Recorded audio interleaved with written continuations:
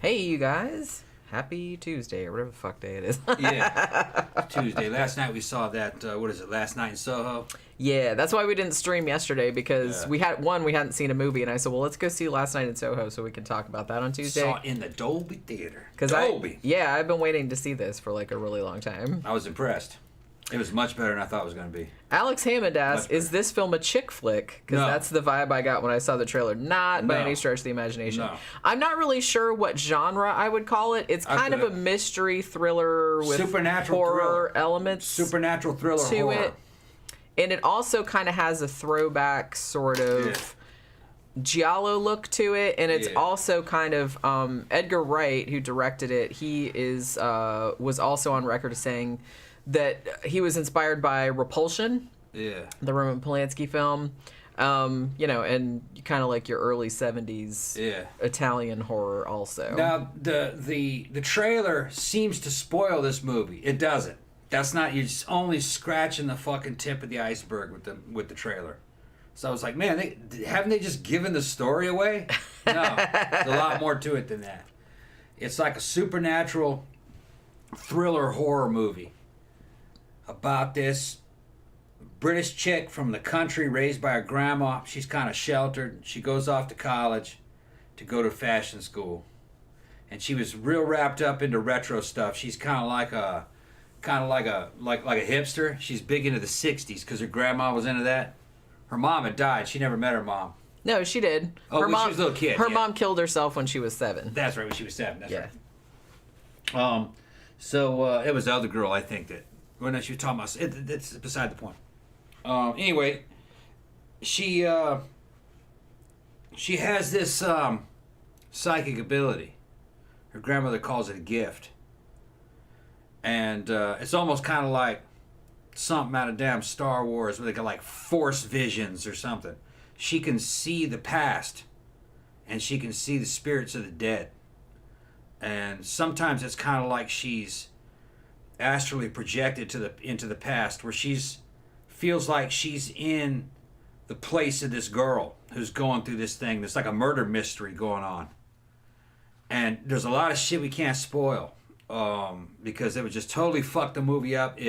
There's all kinds of shit that happens out of left field. Do not see any reviews or spoilers. Don't read anything about the movie. Just go to see it. It's got a real good score, super good soundtrack, shot real well, color palette's really good. It's got a lot of kind of like elements of a gangster movie, elements of like supernatural thriller. It's got kind of like some erotica angles to it. Lots of good song and dance acts in the fucking 60s and in goth clubs, because then the weird shit starts happening to where she starts kind of going goth, and her style starts changing, and they kind of draw parallels between the and differences too between like the 1960s club scene and like the present day like goth industrial type scene. There is like some interplay. She's having visions when she's in clubs and shit. And she's trying to unwrap this fucking murder mystery. And it fucking is weird as fuck. It's good.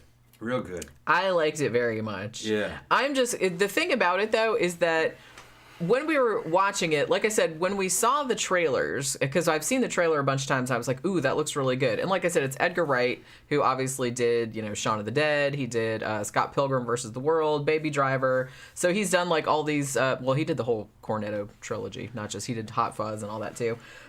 So I was really excited to see this, and I was like, ooh, that looks really good. It looks like a throwback to a Giallo movie.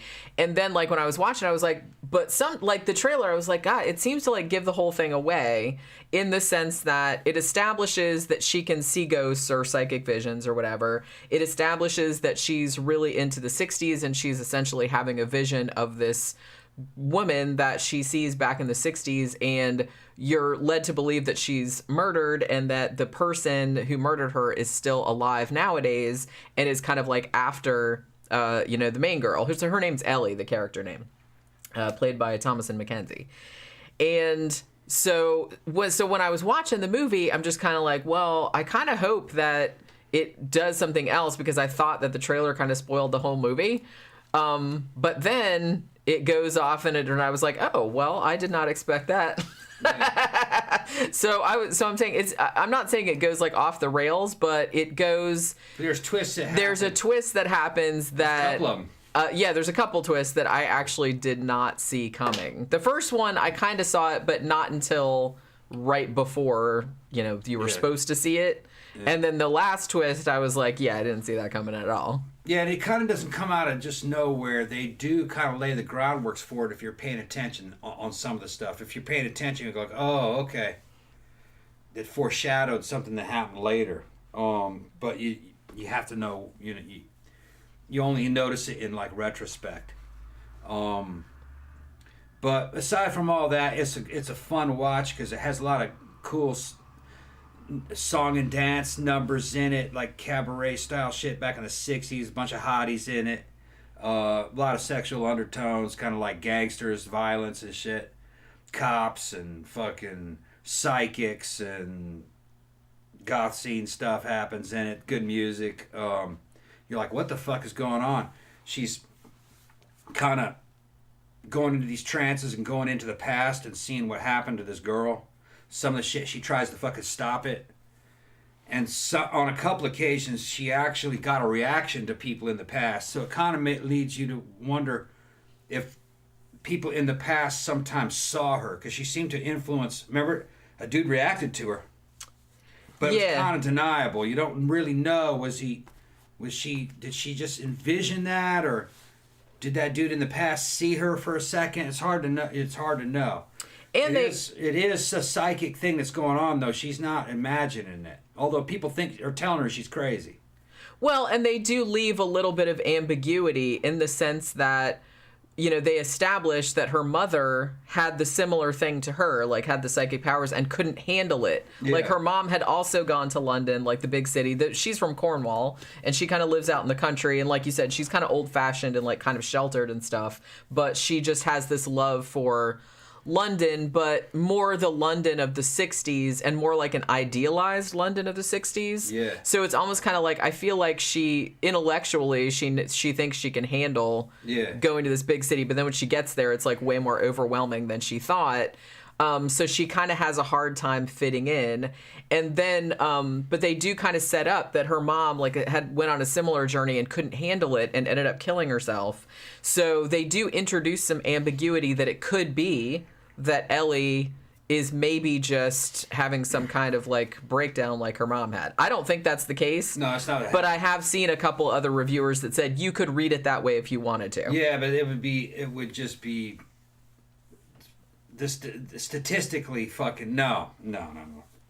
The chances of her just happened to being in the right place at the right time and meeting the right people. No, it wasn't. It was a paranormal thing. And one thing I did like about the movies, having had experiences that people will call paranormal, near-death experience, out-of-body experience, poltergeist stuff. This is like a realistic portrayal of. I've never experienced anything quite like this. I have had some dreaming true, out-of-body experiences happening in dreams, or kind of like lucid dreaming. Sometimes just out-of-body experience. That one time out-of-body experience while I was just trying to fall asleep. Other people saw it happen. And then near-death experience during my coma. And this is just kind of like, this is a good portrayal of what it's like. It's not like something out of a damn cartoon or superhero movie or anything. It's naturalistic. And it's kind of how they show it in this movie. I liked it. Really, I liked it.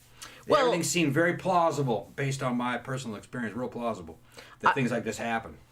I kind of liked the way they, they integrated the past and the past and the present. So it's like you weren't entirely sure. Like I said, at first it starts off. What ends up happening is she first goes to the college and she stays in the dorm, and she ends up having to room with this passive aggressive cunt named Jocasta, was that girl? Some shit like that. Yeah, she's horrible. Fake names and shit. And just she's going by her first name, you know what I mean?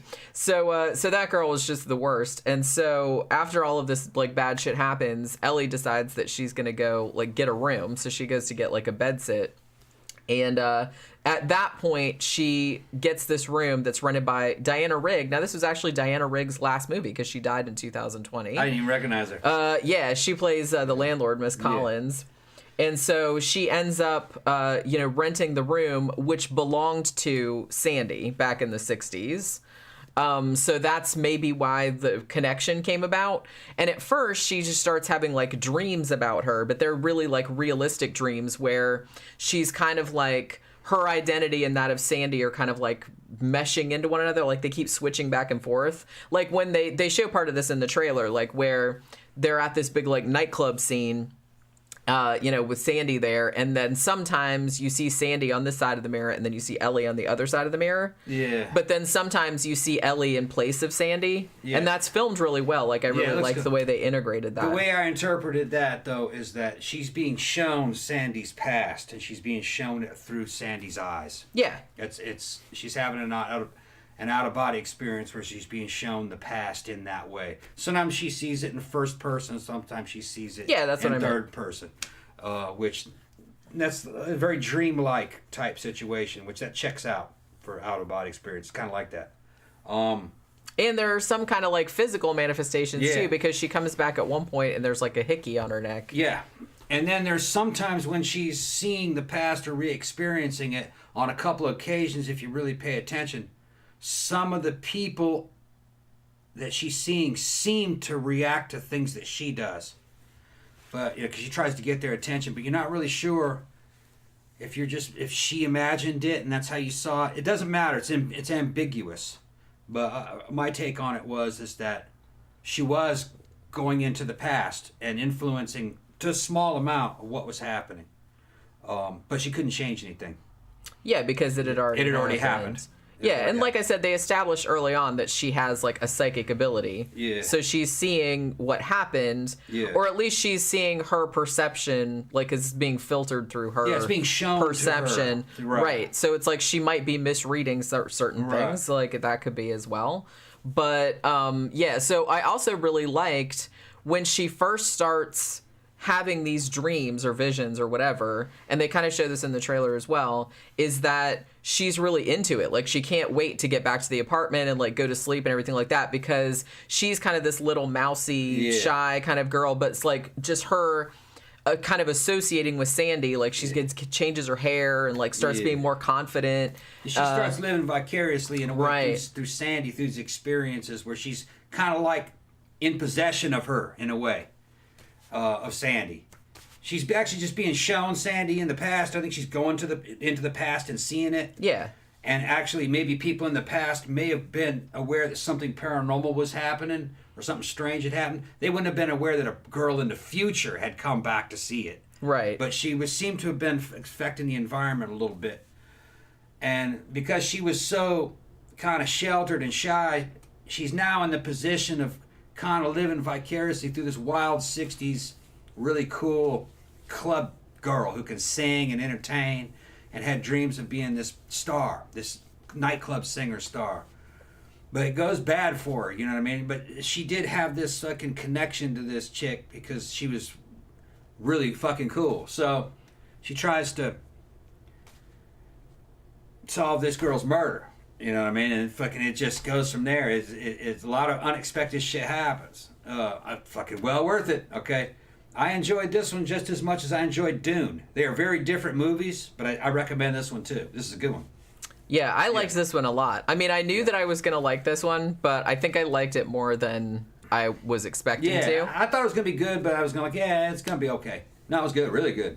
Really good. And like I said, I think like the twists at the end, I really liked where that went because I didn't see it coming. Right. Always great to see Terrence Stamp in a movie. He's fantastic. I love him. He's good in everything. Man, I need to watch The Limey again now that I'm thinking about it. But it's got good horror shit in it, action in certain places. Got real good score, soundtrack, pretty compelling story. You get pulled into it pretty good. Good characters. The characters in the past are really cool. Real cool song and dance numbers. Hot fucking chicks. 60s chicks fucking doing cool shit. Sometimes bad shit. Cool 60 dude who's kind of like the fucking king of the scene and fucking how he's doing his shit, you know. A lot of the shit he's doing, you know, it wouldn't fly today because the 60s was a very different time. But you could see how in the 60s that dude would have been really fucking cool. Was he cool? You'll find out. But he was... all the British dudes in the 60s, fucking, you see the difference in the club scene back then. You know, a lot of them were old. A lot of these guys were in their 50s and 60s still fucking throwing money around, throwing their dick around on these fucking young girls. Because these girls fucking didn't have jobs. That's a bunch of old leches. Old lechery motherfuckers trying to... I mean, you know, back in those days, you know, a single young woman couldn't really make a living for herself. She had to have a boyfriend. So these dudes were kind of fucking taking advantage of that shit. And... but, you know, they just had some cool 60s dances that they thought were cool in the 60s. And I liked that marionette one. Yeah, it was really good. That was cool. It was like something from a cabaret, from an old 30s or cabaret, like and they reenacted a little bit of a burlesque type of burlesque shit. Fucking, a lot of fucking sexy fucking lingerie at certain times, you know, fucking voluptuous fucking hotties and shit. If the guys will like it just as much as girls will like it. It's good. Danny Rolling asked if there was any nudity. Was there? I don't think there was. If there was, it was very brief. There's a lot of kind of like sexy outfits. And sexual innuendo. I don't know if there was any actual. Most of it might have been implied. There might have been some boob, but I can't really simulated remember. Sexual acts. But it's real brief. Shit happening. Girls blowing dudes behind stage and shit. Yeah, that's what I was thinking of. There's a lot of shit like that going. But it's nothing a kid can't handle, I don't think. I don't know. Well, actually, it's rated R, isn't it? It is, yeah. So, you know. Well, because as it gets darker, it gets pretty violent. Yeah. Gets pretty fucking violent. And bloody. And supernatural. Fucking ghosts and shit. Fucking all kinds of cool shit happens in it. Yeah, there's a lot of ghosts, like kind of. I liked the look of the ghost, like that Ellie's seeing. Not only can she kind of go into the past and relive it, she's also being confronted in the here and now by ghosts. That's all part of it too. Ghosts giving her messages, and they're real kind of vague. She can't really see them too well. You just have to see the movie. It's good. It's real good. Yeah, I liked it a lot. And like I said, she can't control her abilities. She's not some kind of Jedi master with like the ability to control shit. She's just got in Star Wars terminology, she would just have what they call force affinity. In other words, the force does things to her. She can't control it. Yeah, she doesn't really have any control over what she sees or when she sees it. It's doing it to her from an outside. Her subconscious just does it to her. Ghosts coming through her subconscious, and they manifest too, evidently. Danny Rolling says, what's tomorrow's show about? Doppelgangers. Doppelgangers. We're going to talk about doppelgangers. Yeah. That's what won the poll. Yeah. I was going to say, too, I really like, the soundtrack for this is incredible. I would actually buy the soundtrack for this, not going to lie. Mostly kind of 60s pop songs, like Dusty Springfield, Petula Clark, Sandy Shaw, all that kind of stuff. Had some 80s stuff in there, had some Susie and the Banshees. Yep. Happy House was playing at the Halloween party. A lot of cool 60s stuff. Was in it too. It's the shit that gets caught in your head, like going downtown. Yeah, all that shit's in there, you know. Yeah, it's good. I didn't realize the one scene where Sandy auditions and she sings downtown. Yeah. That's actually Anya Taylor-Joy, that actress. That is actually her singing. Okay, yeah. So I was just kind of like, well, shit. I thought it was probably like dubbed over, but it's not. No. If you go to drama school, you got to learn how to sing. They start with musicals. Yeah, but it's not. I kind of feel like it's pretty common for, maybe not so much, but I kind of feel like back in the old days they'd always have kind of like the actress and they'd have some other like a professional singer dub them over. But that's actually her singing. A decent actress can sing. Yeah, and you an would actor think. too. They can sing. But she sang downtown when she was like auditioning. Yeah. And I like too. I noticed something that a lot of the '60s songs that were in this were covered in the '80s. Yeah. I mean, you had Always Something There to Remind Me. They had the original for that, which obviously was Eloise. Damned did that one. The Damned did that one. If you're Gen X, you like fucking punk rock and goth and shit and new wave, you'll recognize all this shit. then at the Halloween party, other than the Susie and the Banshee song, they also played R. Dean Taylor, There's a Ghost in My House, which The Fall covered. Well, there was one other one, too, that I can't remember what it was. Oh, there was Got My Mind Set on You, which George Harrison covered in the 80s. So it's interesting. So even if you're like an 80s kid and you wouldn't know like the 60s original ones, I knew like the original ones too, but if you didn't, then you would recognize them from the covers. All right, so it's not really. I think I've pretty well established, or hope to establish with you people that that this is not really a disposable horror movie. Most of them are disposable. I can tell the difference. This one will actually be remembered. I believe so. This will be kind of like The Seven Sins, or what else would you put it on par with? I don't know. They'll remember this one, I think. Well, like I said, I don't even know. This is a genre-defying movie. Yeah. It definitely has horror elements. It's a bunch of genres. Because, like I said, it has some creepy ghost shit, and it's violent and kind of bloody, like especially toward the end. And there is, there's a murder mystery element to it too, but there's a lot of other stuff going on in this. So it's kind of like, you can call it a horror movie, but that's kind of like, I guess that's a little reductive. I think it's a notable movie. I don't think it'll go down as strong as, say, like The Shining. I mean, that's fucking a classic of all times. But it'll go down like some of the ones that you remember from the 90s and the 80s, shit that you can name.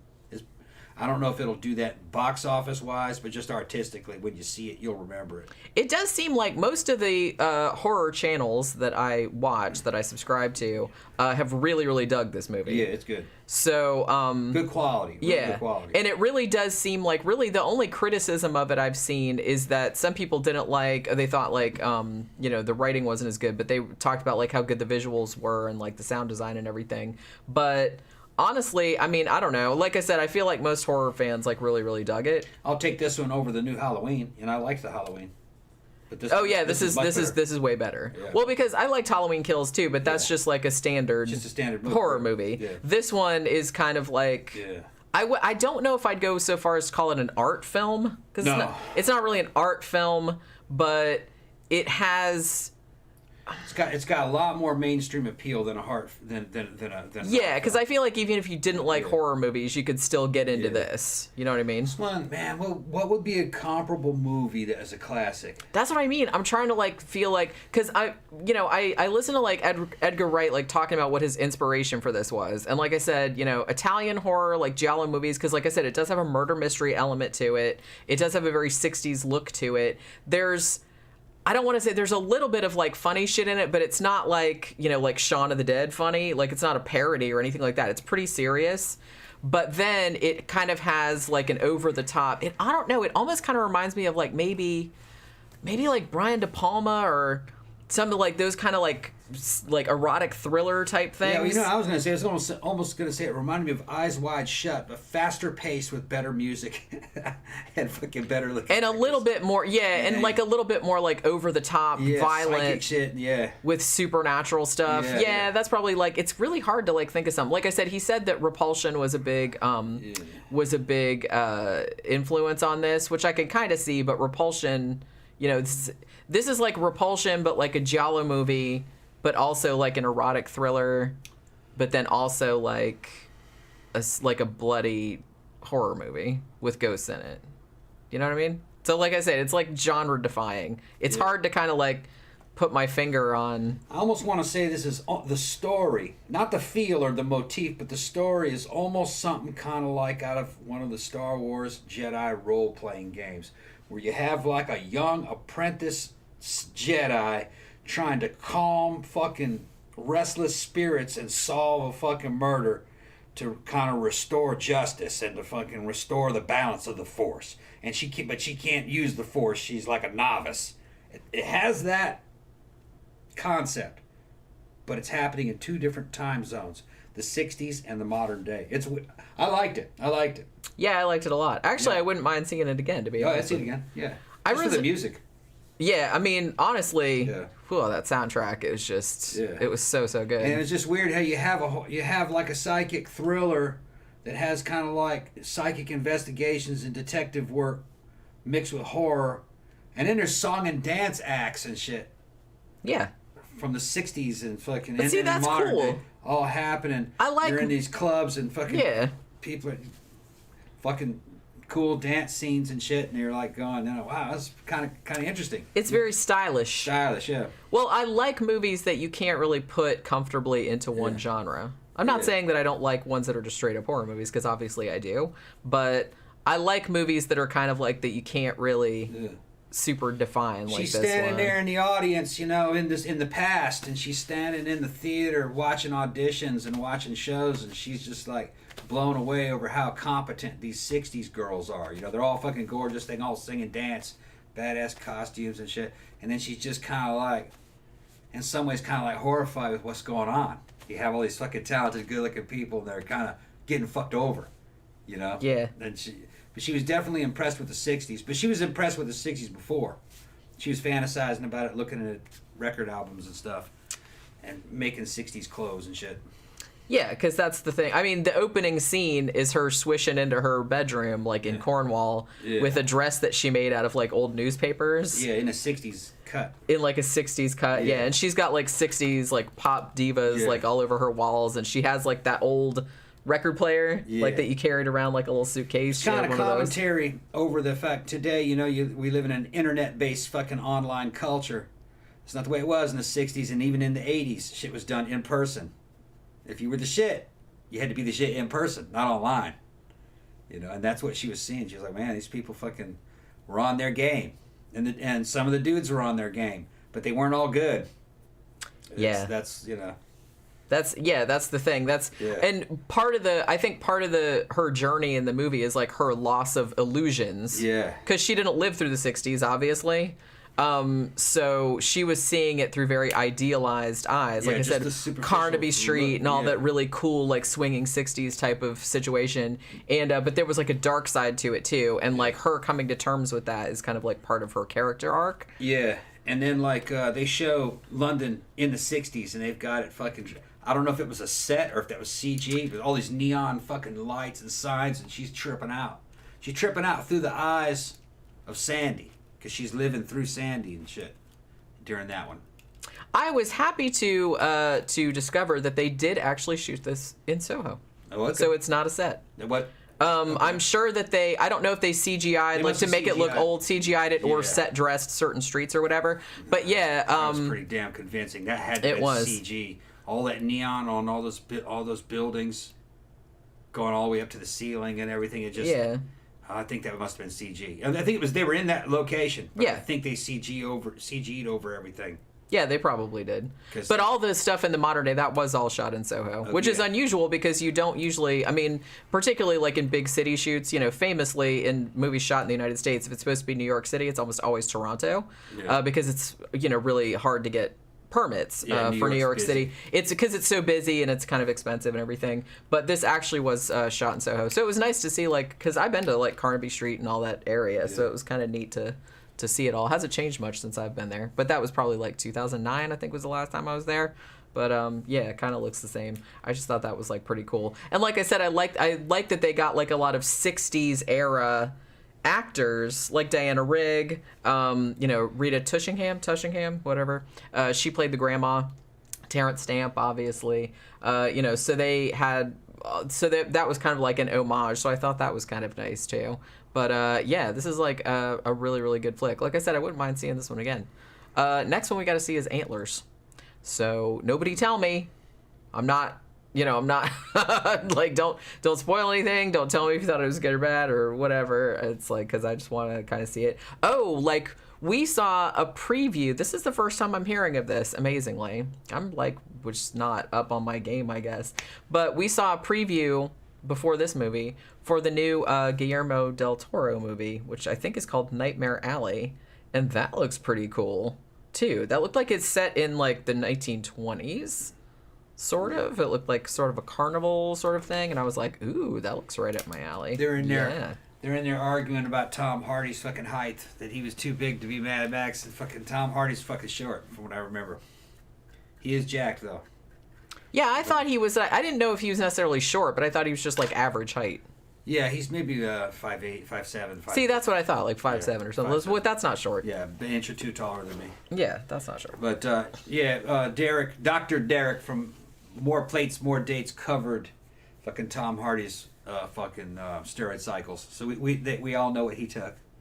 No shame. We just gotta out motherfuckers. That shit does not happen naturally. You cannot gain 30 pounds in 4 months. Okay. Well, unless it's 30 pounds of fat, you can do that. He got fucking big just by eating McDonald's every day. He got real big for that one movie where he played that fucking fighter, boxer, and then after that he did Bane, and he was pretty big. He still is pretty big. Not to take anything away from him, he trains hard. I've seen videos of him training for those movies physically. And what's funny is that he'll get big and then he'll fuck himself up for another role. Those actors got it hard. Like, you built all that shit and then you're going to lose it all just for this role? I'd pass up on that role and take another role that you could keep that body. So I don't know how their endocrine systems put up with that shit. Well, look at fucking, what's his name? Like, oh, Jesus Christ. Christian Bale. He's fucking nuts. Like, yeah. Those dudes are nuts. I mean, that is going to catch up. Look at what he did for, like, The Machinist, where he basically starved himself down to nothing, and he looked like... I saw that movie and I'm like, that can't be real. Yep. It was. And He's then, like, I basically starved. He ate nothing but like gum and cigarettes. And then, well, he didn't eat the cigarettes, obviously. But then cigarette. When he was in, remember he played fucking Dick Cheney. Yeah. And he porked out. Yeah. Like, he gained all that weight. And I'm just like, dude, you are going to die. Like, your heart cannot fucking take it. Well, not only that, just your fucking endocrine system, your ability to fucking produce testosterone. And I know they're all on exogenous shit. They inject all those hormones into them. But still, your body does not like any of that up and down and up and down. It's hard enough on even just a fucking pro wrestler of having a normal weightlifter's physique and metabolism, and then take roids for a little while and then come off of them. Just that is enough to cause a motherfucker to get fat if you do it wrong. All right.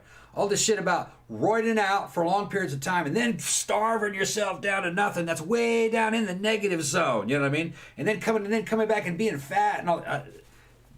I don't know how his body can take it. I really don't. Shouldn't be able to do it. Not for long. They're making millions of dollars in movies, so I guess they're just like, fuck it, I want that $6 million. I guess, and the thing about it is that it wouldn't be worth my health, man. No, I mean they have the money, and they obviously have trainers and doctors and shit on retainer, like to tell them, hey, this is how you do it the best way. Right. So it's like, yeah, but still, it's like a body is just a body. I don't care how much money you got. Eventually, you're gonna wear that shit out. You can only do that so many times. But Tom Hardy, though, studying what he's done, I have a lot of respect for Tom Hardy. I like his work. I like his work ethic. I like what he did with himself, and I think he'd make a great Bond. And I think he's about the right age. He could probably pick up James Bond now. Yeah, he's British, and James Bond has to be British, and he has to be a male. Okay, and James Bond is a white guy. If you want a black spy, go get Felix, and have a CIA story.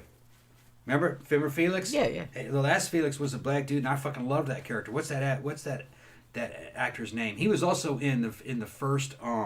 He played one of the guys in the very first Samuel L. Jackson Shaft movies. He played a guy in there. I forgot that guy's name, but he. So there's all kinds of stuff. Just leave them characters alone, man. Fucking James Bond's a white dude, and he's British. John Gora says, I heard his prison movie Bronson was good. Oh, fantastic. He said he never saw it. Yeah, it's really good. Fantastic. It's a little bit surrealist. Yeah, it's like... But I like that. It kind of reminded us of Clockwork Orange a little bit. It's a Clockwork Orange but funny. Style. Yeah.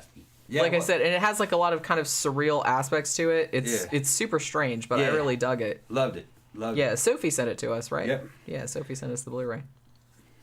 But yeah, he's really, really good in that. So yeah, you should probably see it. It's weird, but it's good. I liked it. When he trained for that movie, he physically trained for it, but he trained as if he could only use 4 walls, no weights.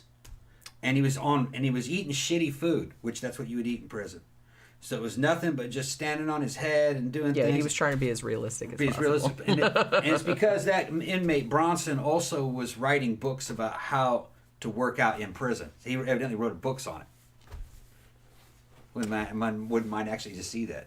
Because that's how he gained size in prison was just standing on his head and doing weird fucking like push-ups, like against the he's wall. using his kinda. own body weight to work out with. And see, they'd put him in, and then he would talk about what happens if they put you in isolation and you're in that little bitty tiny cell that you can only stand up in. How do you work out in that? And he's worked out ways to how to work out in that thing. Which that's some useful ass information. Just saying. Yeah. Well, that sounds crazy, but if you're a professional soldier or fucking some kind of contractor, that'd be good to know because. Like I said, it's useful information. If you get captured. And you're in fucking confinement, being captured by the enemy, you're going to need something to keep your mind fucking sane from long periods of incarceration and possibly torture. So if you can have some way to keep yourself challenged, outside of what they're doing to you, that could help you keep your mind together.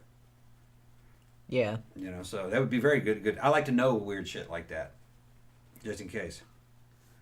You never know what could happen. Well, yeah, I mean, you can't be prepared for every contingency, but it's good to know how other people have survived shit. Yeah, that's true. Yeah. Rickshaw says Fury Road Part 2, please. Right? I really wish they would make another one. Yeah, I wouldn't mind actually to see a spin-off with Furiosa. That's what I thought they were gonna do. Yeah. I would watch the Furiosa movie. Come on, she was rad. Yep.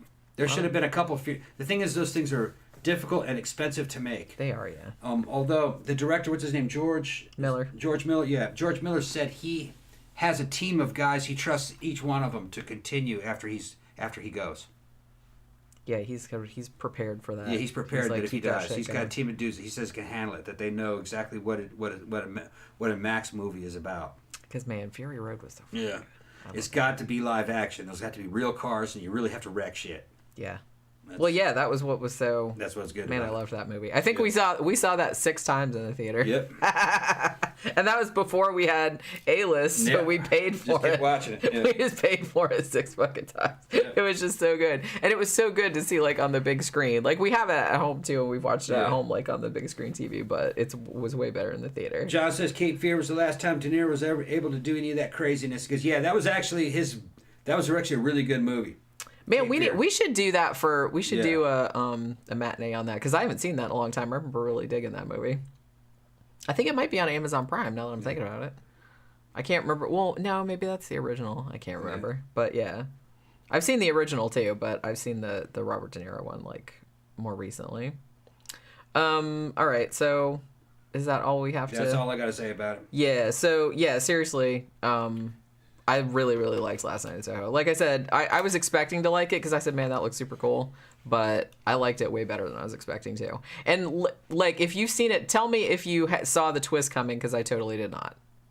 You know what I mean? No, and usually I can see stuff coming, but I didn't see that coming. Yeah. There were a couple twists, actually. Yeah, I mean, and the first twist, I kind of saw that coming, but I only saw it coming, like a couple of minutes before it was kind of revealed. Yeah. So that wasn't that big a deal. But that last twist, I did not see that coming at all. Shit to see right now would be Dune and this one. Yeah. If you want to see a movie, if you've seen Dune, go ahead and see this one. It's worth it. Yeah. And like I said, if Antlers is good, I'm going to go see Antlers sometime before the end of this week. Yeah. And we'll see if that one's good too, because I've been looking forward to that one. And then we'll see what happens. So like I said, that Nightmare Alley one is coming out. I think that's the beginning of December. I'll have to go see that one too. That looks pretty cool. But yeah, so I guess that'll do it for today's show. And we'll be back tomorrow for the main episode, because tomorrow's Wednesday already. 5 p.m. Like I said, it's going to be about doppelgangers, which should be kind of a fun show. Going to be about...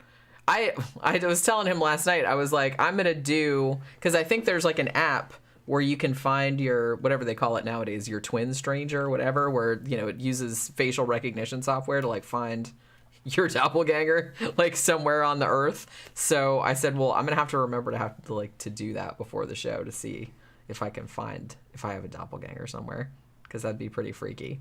But yeah, so we will see you guys tomorrow evening at 5 p.m. Eastern Standard Time. And thanks for dropping by. Bye.